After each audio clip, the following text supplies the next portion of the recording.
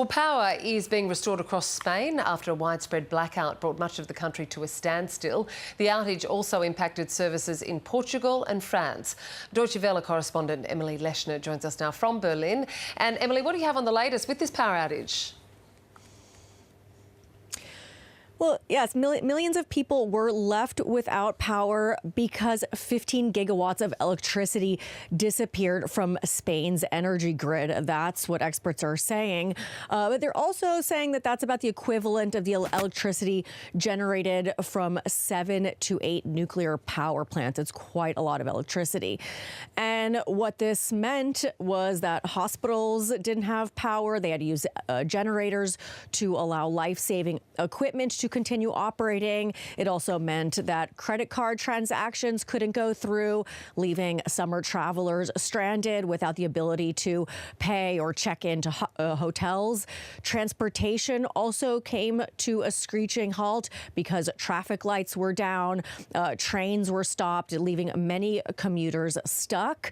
Mobile networks were down. People couldn't check in on friends and family. It impacted just about every aspect of daily life and caused quite a bit of fear and chaos. And the event spurred lots of rumors of a possible cyber attack, which at this point, Spanish authorities and representatives of the country's national energy grid say that they have ruled out. So no cyber attack. But they are still trying to figure out why the sudden loss of power as the rest of the country tries to bounce back from what was a very disruptive event. Yeah, I mean, is there any idea about why it was? One of the headlines that I'm reading in one of our our local newspapers here is, did renewables cause 60 million people to lose power, given that I believe Spain's grid is dominated by renewables? So has there been any talk about why it's happened? And indeed, has this happened to EU countries in the past? I mean, that was certainly one of the theories that was floating around, but the Prime Minister, Pedro Sanchez, ruled that out, saying that renewable energies, the amount of solar power that is connected to Spain's energy grid, was not one of the reasons. But that certainly was being flouted in the beginning. It doesn't seem like that's likely the case. Now, this has happened in Europe before, not on this scale.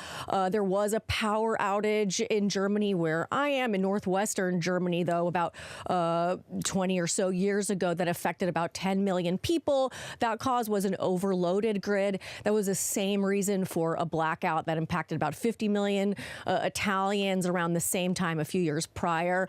But the scale of this one, which really incapacitated an entire country and parts of 2 others, has never been seen before. It's unprecedented, and it really just shows how reliant we are on our energy system and how vulnerable we've become because of this reliance. Absolutely. So is there any suggestion or ideas about how Spain will ensure this doesn't happen again?